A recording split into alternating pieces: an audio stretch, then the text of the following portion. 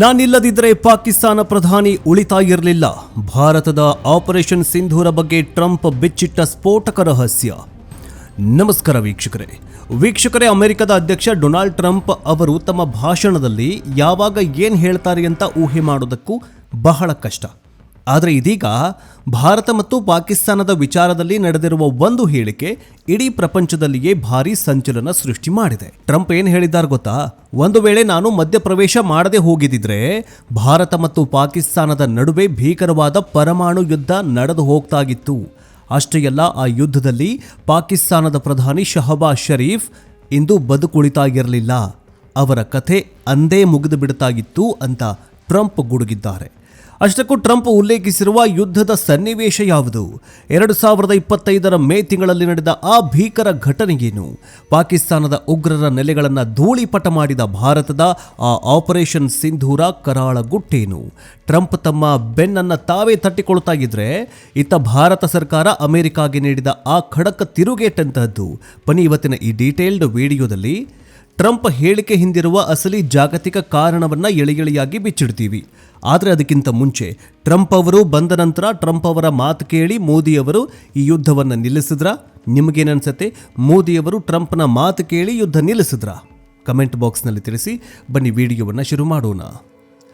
ವೀಕ್ಷಕರೇ, ಫೆಬ್ರವರಿ 25ರಂದು ಅಮೆರಿಕದ ಸಂಸತ್ತಲ್ಲಿ ನಡೆದ ಸ್ಟೇಟ್ ಆಫ್ ದ ಯೂನಿಯನ್ ಭಾಷಣದಲ್ಲಿ ಡೊನಾಲ್ಡ್ ಟ್ರಂಪ್ ತಮ್ಮ ಆಡಳಿತ ಸಾಧನೆಯನ್ನು ವಿವರಿಸಿದ್ದಾರೆ. ತಮ್ಮ ಮೊದಲ 10 ತಿಂಗಳ ಬರೋಬ್ಬರಿ 8 ಯುದ್ಧಗಳನ್ನು ತಡೆಯುವಲ್ಲಿ ಯಶಸ್ವಿಯಾಗಿದ್ದೇನೆ ಅಂತ ಹೇಳಿಕೊಂಡ ಟ್ರಂಪ್ ನೇರವಾಗಿ ಭಾರತ ಮತ್ತು ಪಾಕಿಸ್ತಾನದ ವಿಚಾರವನ್ನು ಪ್ರಸ್ತಾಪ ಮಾಡಿದರು. 2025ರಲ್ಲಿ ಭಾರತ ಮತ್ತು ಪಾಕಿಸ್ತಾನದ ನಡುವೆ ಮಿಲಿಟರಿ ಉದ್ವಿಗ್ನತೆ ಮಿತಿ ಮೀರಿತ್ತು. ಎರಡೂ ದೇಶಗಳ ಸ್ಥಿತಿ ಎಷ್ಟು ಹದಗೆಟ್ಟಿತ್ತು ಅಂದರೆ ಅದು ನೇರವಾಗಿ ಪರಮಾಣು ಸಂಘರ್ಷಕ್ಕೆ ತಿರುಗುವ ಹಂತದಲ್ಲಿತ್ತು. ಆ ಸಮಯದಲ್ಲಿ ನಾನು ನಡೆಸಿದಂತಹ ರಾಜತಾಂತ್ರಿಕ ಉಪಕ್ರಮಗಳಿಂದಾಗಿ, ನಾನು ಮಾಡಿದಂತಹ ಮಾಸ್ಟರ್ ಪ್ಲಾನ್ನಿಂದಾಗಿ ಸುಮಾರು 35 ಮಿಲಿಯನ್ ಅಂದರೆ 3.5 ಕೋಟಿ ಮುಗ್ಧರು ಪ್ರಾಣ ಕಳೆದುಕೊಳ್ಳುವುದು ತಪ್ಪಿದೆ. ನಾನು ಆ ಹೊತ್ತಿನಲ್ಲಿ ಎಂಟ್ರಿ ಕೊಡದೆ ಹೋಗಿದ್ದಿದ್ರೆ ಪಾಕಿಸ್ತಾನದ ಪ್ರಧಾನಿ ಶಹಬಾಜ್ ಶರೀಫ್ ಕೂಡ ಇವತ್ತು ಬದುಕುಳಿತಾ ಇರಲಿಲ್ಲ, ಬದುಕುವ ಚಾನ್ಸೇ ಇರಲಿಲ್ಲ ಅಂತ ಟ್ರಂಪ್ ಶಾಸಕರಿಗೆ ಎದೆ ಉಬ್ಬಿಸ್ಕೊಂಡು ಹೇಳಿದ್ದಾರೆ. ಅಂದರೆ ಪಾಕಿಸ್ತಾನವು ಸಂಪೂರ್ಣವಾಗಿ ನಾಮಾವಶೇಷವಾಗುವ ಹಂತದಲ್ಲಿತ್ತು.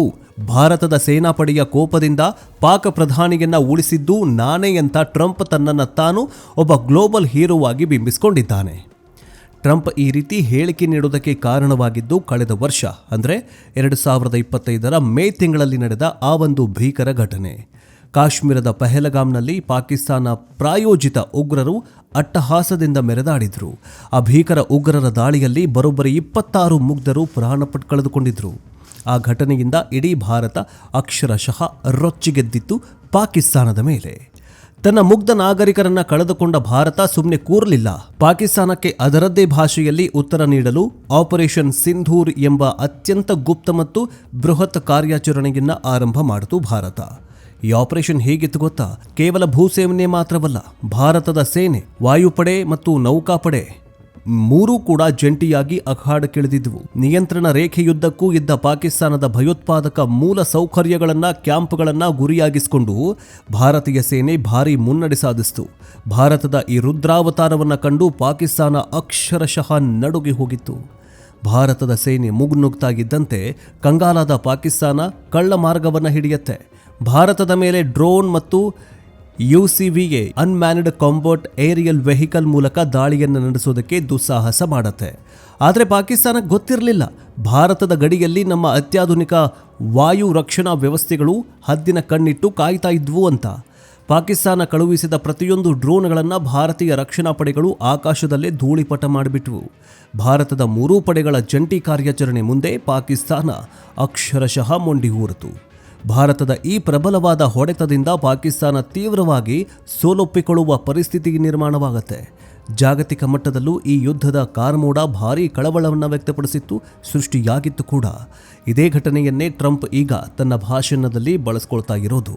ಟ್ರಂಪ್ ಅವರು ನಾನೇ ಈ ಯುದ್ಧವನ್ನು ನಿಲ್ಲಿಸಿದ್ದು ಅಂತ ಹೇಳಿಕೊಳ್ತಾ ಇದ್ದಂತೆ ಇತ್ತ ನವದೆಹಲಿಯಿಂದ ಅಮೆರಿಕಾಗೆ ಅತ್ಯಂತ ಸ್ಪಷ್ಟವಾದ ಖಡಕ್ ತಿರುಗೇಟು ರವಾನೆಯಾಗಿದೆ. ಭಾರತದ ವಿದೇಶಾಂಗ ಇಲಾಖೆಯ ನಿಲುವು ಬಹಳ ಸ್ಪಷ್ಟವಾಗಿದೆ.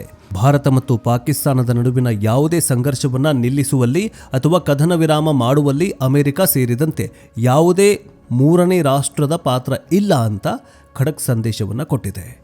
ಆದರೆ ವೀಕ್ಷಕರೇ, ಟ್ರಂಪ್ ಹೇಳ್ತಾ ಇರೋದು ಅಮೆರಿಕದ ಒತ್ತಡದಿಂದ ಮಿಲಿಟರಿ ಕಾರ್ಯಾಚರಣೆ ನಿಂತಿಲ್ಲ, ಬದಲಾಗಿ ಪರಿಸ್ಥಿತಿ ಕೈ ಮೀರ್ತಾ ಇದ್ದದನ್ನ ಅರಿತ ಪಾಕಿಸ್ತಾನ ನೇರವಾಗಿ ಭಾರತದ ಮಿಲಿಟರಿ ಕಾರ್ಯಾಚರಣೆಗಳ ಮಹಾನಿರ್ದೇಶಕರ ಮಟ್ಟದಲ್ಲಿ ಮಾತುಕತೆಗೆ ಮುಂದಾಗತ್ತೆ. ಆ DGMO ಮಟ್ಟದ ಮಾತುಕತೆಯ ನಂತರವಷ್ಟೇ ಗಡಿಯಲ್ಲಿ ಶಾಂತಿ ಕಾಪಾಡುವ ನಿರ್ಧಾರ ತೆಗೆದುಕೊಳ್ಳಲಾಗಿತ್ತು. ಕಾಶ್ಮೀರ ಸೇರಿದಂತೆ ಪಾಕಿಸ್ತಾನದೊಂದಿಗಿನ ಎಲ್ಲ ಸಮಸ್ಯೆಗಳು ಕೇವಲ ದ್ವಿಪಕ್ಷೀಯ ಮಾತುಗಳು ಮಾತ್ರ. ಇದರಲ್ಲಿ ಬೇರೆ ಯಾವುದೇ ಹೊರಗಿನವರ ಮಧ್ಯಸ್ಥಿಕೆಯನ್ನ ಭಾರತ ಎಂದಿಗೂ ಸ್ವೀಕರಿಸುವುದಿಲ್ಲ ಅಂತ ಭಾರತ ಮತ್ತೊಮ್ಮೆ ಜಗತ್ತಿಗೆ ತನ್ನ ಗಟ್ಟಿ ನಿಲುವನ್ನು ಸ್ಪಷ್ಟಪಡಿಸಿದೆ. ಆದರೆ ವೀಕ್ಷಕರೇ, ಭಾರತ ಮತ್ತು ಪಾಕಿಸ್ತಾನದ ನಡುವೆ ಇಂತಹ ಯುದ್ಧದ ಕಾರ್ಮೋಡನೋ ಅಥವಾ ಸಿಸ್ಫೈರ್ ಯುದ್ಧ ವಿರಾಮ, ಅಲ್ಪ ಕದನ ವಿರಾಮ ಆಗಿಲ್ಲ ಅಂತಂದ್ರೆ ಅಷ್ಟು ಕಾನ್ಫಿಡೆಂಟ್ ಆಗಿ ಟ್ರಂಪ್ ಅವರು ಹೆಂಗೆ ಹೇಳ್ತಾರೆ ಅನ್ನುವಂತಹ ಪ್ರಶ್ನೆ ಮೂಡೋದು ಸಹಜ. ಇತ್ತ ಪಾಕಿಸ್ತಾನದವರು ಅಷ್ಟೇ, ನಾವು ಟ್ರಂಪ್ ಅವರ ಮಾತು ಕೇಳಿ ನಾವು ಯುದ್ಧ ನಿಲ್ಲಿಸಿಲ್ಲ ಅಂತಲೂ ಹೇಳ್ತಿಲ್ಲ. ಅತ್ತ ಟ್ರಂಪ್ ಮಾತ್ರ ಭಾರತ ನನ್ನ ಮಾತು ಕೇಳಿತು, ಅದಕ್ಕೆ ಈ ಯುದ್ಧ ನಿಲ್ತು ಅಂತ ಹೇಳ್ತಿದ್ದಾನೆ. ಭಾರತ ಇವೆರಡೂ ಸುಳ್ಳು ಅಂತ ವಿಶ್ವಕ್ಕೆ ಬಿಂಬಿಸ್ತಾಗಿದೆ. And end of the day ಯಾರು ಮಾತು ಕೇಳ್ತಾರೆ? ಭಾರತದ ಮಾತು ವಿಶ್ವದ ಕೇಳತ್ತಾ? ಇಲ್ಲ. ಪಾಕಿಸ್ತಾನದ ಮಾತು ಕೇಳತ್ತಾ? ಇಲ್ಲ. ಭಾರತ, ಪಾಕಿಸ್ತಾನ ಮತ್ತು ಅಮೆರಿಕ ಈ ಮೂವರಲ್ಲಿ ಯಾರು ಸ್ಟ್ರಾಂಗ್ ಇದ್ದಾರೆ? ಟ್ರಂಪು, ಅಮೆರಿಕ ಏನೇ ಹೇಳಿದ್ರೂ ಕೂಡ ಇಡೀ ವಿಶ್ವ ನಂಬುವ ಸ್ಥಿತಿಗೆ ಬಂದುಬಿಟ್ಟಿದೆ. ಸೊ ಹೀಗಾಗಿ ಈಗ ಭಾರತ ಈ ಒಂದು ಸುಳ್ಳನ್ನು ಅರಗಿಸಿಕೊಳ್ಳೋದಕ್ಕೆ ಸಾಧ್ಯವಾಗ್ತಾಗಿಲ್ಲ. ಒಟ್ಟಾರೆಯಾಗಿ ಹೇಳೋದಾದರೆ, ಟ್ರಂಪ್ ಅವರು ತಮ್ಮ ದೇಶದ ಜನರ ಮುಂದೆ ತಾವು ವಿಶ್ವದ ನಾಯಕ ಅಂತ ತೋರಿಸ್ಕೊಳ್ಳೋದಕ್ಕೆ, ವ್ಯಾಪಾರ ಒಪ್ಪಂದಗಳ ಮೂಲಕ ತಾವು ಸಾಧನೆ ಮಾಡಿದ್ದೇವೆ ಅಂತ ಬಿಂಬಿಸ್ಕೊಳ್ಳೋದಕ್ಕೆ ಇಂಥ ಹೇಳಿಕೆಗಳನ್ನು ನೀಡ್ತಾಗಿದ್ದಾರೆ. ರಷ್ಯಾ ಉಕ್ರೇನ್ ಯುದ್ಧ ನಿಲ್ಲಿಸ್ತೇನೆ, ಇರಾನ್ಗೆ ಅಣ್ವಸ್ತ್ರ ಸಿಗದಂತೆ ತಡಿತೀನಿ ಅಂತೆಲ್ಲ ಮಾತುಗಳು ಹೇಳಿದ ಭಾಷಣದ ಒಂದಿಷ್ಟು ಭಾಗವಷ್ಟೇ. ಆದರೆ ನಮಗೆ ಹೆಮ್ಮೆಯಾಗಬೇಕಾದಂತಹ ವಿಚಾರ ಏನಂದರೆ, ನಮ್ಮ ಭಾರತೀಯ ರಕ್ಷಣಾ ಪಡೆಗಳ ಶಕ್ತಿ. 2025 ಆ ಆಪರೇಷನ್ ಸಿಂಧೂರ ಪಾಕಿಸ್ತಾನಕ್ಕೆ ಎಂಥ ಭೀತಿಯನ್ನು ಹುಟ್ಟಿಸಿತು ಅಂದರೆ, ಜಗತ್ತಿನ ದೊಡ್ಡನ್ನ ಅಮೆರಿಕಾನೇ ಬೆಚ್ಚಿ ಬೀಳುವಂತಹ ವಾತಾವರಣ ನಿರ್ಮಾಣವಾಗಿತ್ತು. ಭಾರತ ತಲೆಕೆಡಿಸಿಕೊಂಡ್ರೆ ಪಾಕಿಸ್ತಾನದ ನಾಯಕರು ಉಳಿಯೋದು ಕಷ್ಟ ಅನ್ನುವಂತಹ ಸತ್ಯವನ್ನ ಇಂದು ಸ್ವತಃ ಅಮೆರಿಕದ ಅಧ್ಯಕ್ಷ ಬಾಯ್ಬಿಟ್ಟಿದ್ದಾನೆ. ವೀಕ್ಷಕರೇ, ನಿಮಗೇನನ್ಸುತ್ತೆ? ಭಾರತ ಮತ್ತು ಪಾಕಿಸ್ತಾನದ ನಡುವೆ ಯುದ್ಧವನ್ನು ತಡೆದಿದ್ದು ಅಮೆರಿಕದ ಒತ್ತಡವೋ ಅಥವಾ ಭಾರತದ ಸೇನಾಪಡೆಯ ಬಲವೋ? ಯಾವುದೋ ಮೂರನೇ ರಾಷ್ಟ್ರದ ಮಧ್ಯಸ್ಥಿಕೆ ನಮಗೆ ಬೇಡವೇ ಬೇಡ ಅಂತ ಭಾರತ ತೆಗೆದುಕೊಂಡಿರುವ ಈ ಕಟ್ಟುನಿಟ್ಟಿನ ನಿಲುವಿನ ಬಗ್ಗೆ ನಿಮಗೇನನ್ಸುತ್ತೆ? ಇದು ಸರಿನಾ ತಪ್ಪಾ? ನಿಮ್ಮ ಪ್ರಾಮಾಣಿಕ ಅನಿಸಿಕೆ ಅಭಿಪ್ರಾಯಗಳನ್ನು ಕಮೆಂಟ್ ಬಾಕ್ಸ್ನಲ್ಲಿ ತಿಳಿಸಿ, ಚರ್ಚೆ ಮಾಡೋಣ. ಭಾರತದ ಶಕ್ತಿ ಮತ್ತು ಜಾಗತಿಕ ರಾಜಕಾರಣದ ಈ ನೈಜ ಮಾಹಿತಿಯನ್ನು ಪ್ರತಿಯೊಬ್ಬರಿಗೂ ತಲುಪುವಂತೆ ಈ ವಿಡಿಯೋವನ್ನು ನಿಮ್ಮ ವಾಟ್ಸ್ಆ್ಯಪ್ ಮತ್ತು ಫೇಸ್ಬುಕ್ ಗ್ರೂಪ್ಗಳಿಗೆ ಮರೆಯದೆ ಶೇರ್ ಮಾಡಿ. ನೀವು ನಮ್ಮ ಚಾನಲ್ಗೆ ಹೊಸಬರಾಗಿದ್ದರೆ ಇಂತಹದ್ದೇ ನಿಷ್ಪಕ್ಷ ಮತ್ತು ರಿಸರ್ಚ್ ಆಧಾರಿತ ಮತ್ತು ಇನ್ಸೈಡ್ ಡೀಟೇಲ್ಸ್ಗಾಗಿ ನಮ್ಮ ಯೂಟ್ಯೂಬ್ ಚಾನಲನ್ನು ಬೇಗ ಸಬ್ಸ್ಕ್ರೈಬ್ ಮಾಡಿಕೊಳ್ಳಿ. ನೆಕ್ಸ್ಟ್ ಅಪ್ಡೇಟ್ನೊಂದಿಗೆ ಬೇಗ ವಾಪಸ್ ಬರ್ತೀವಿ. ಜೈ ಹಿಂದ್, ಜೈ ಕರ್ನಾಟಕ.